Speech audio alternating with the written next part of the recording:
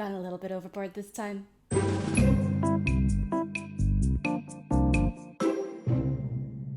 Welcome everyone to another episode of A Latte Words, where we sip some coffee and talk about words. So July was Summer Splash, which thank you so much Sally Thames for this really fun event. Linked up above is my previous video where I introduce Summer Splash. And even though now it's August, I swear I did complete my part of the bingo challenge.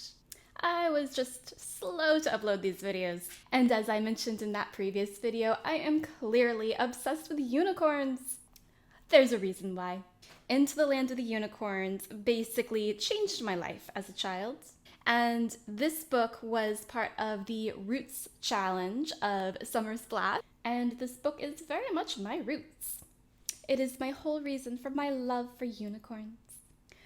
But it's actually been decades, literal decades, since I've actually read this book, and I've been meaning to reread it for a really long time, and Summer Splash was the perfect opportunity. I was excited to see how my reading this time would differ from when I was a child and how my perspective might have changed, and let me tell you, it really did. So as you can probably see, this is a very easy and quick read. It is marketed probably to middle grade readers, and it's very simple language. Honestly, I think I read it in about 2 hours, which was perfect for me considering right now that's about all I have in a given week with little Sebastian. So one thing though is this book has very flowery language. It's very adjective heavy and adverb heavy and everything you would kind of imagine from a very fantastic kind of, I think it's late 80s, early 90s fantasy. So yeah, you can imagine. It's a little bit flowery language, but it's still okay, especially because I'm incredibly biased. There were definitely some overused fantasy tropes, but again, late 80s, early 90s fantasy for kids. Anyway, the characters I really like. So Lightfoot is the unicorn, and he's not your typical unicorn. I have to say, you don't get that kind of fantasy cliche with the unicorn. He kind of has this kind of snarky teenage vibe, and I don't know, he feels very real and very much not like what I would imagine a unicorn to be. He's not majestic. And I think maybe Lightfoot is the reason I fell in love with unicorns and imagined having a unicorn friend of my own. I still wish for a unicorn friend of my own. So one really weird experience I had while reading this was the fact that now I'm reading it from an adult's perspective, and not only an adult perspective, but a mother's perspective. I was really stricken with the parental loss that happens in this book. I don't want to give anything away in case you actually do intend to read this, but I felt some things. Some things that I didn't feel as a child. Like, as a kid, I considered some things that were done to be evil. But now I feel for those certain characters so much more. It's just so sad.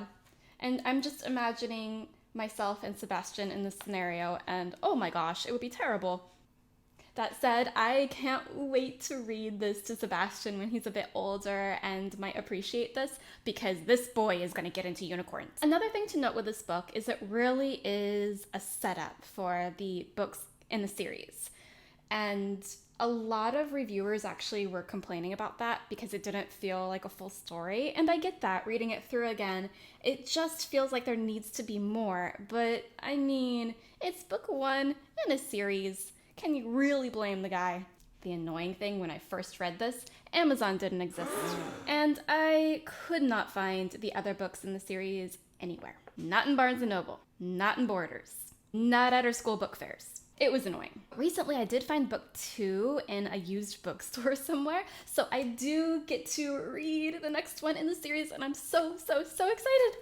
Honestly, I loved the other characters too. I thought the Squidgem was so cute. He was like this little monkey squirrel creature and kind of annoying, but in a cute way.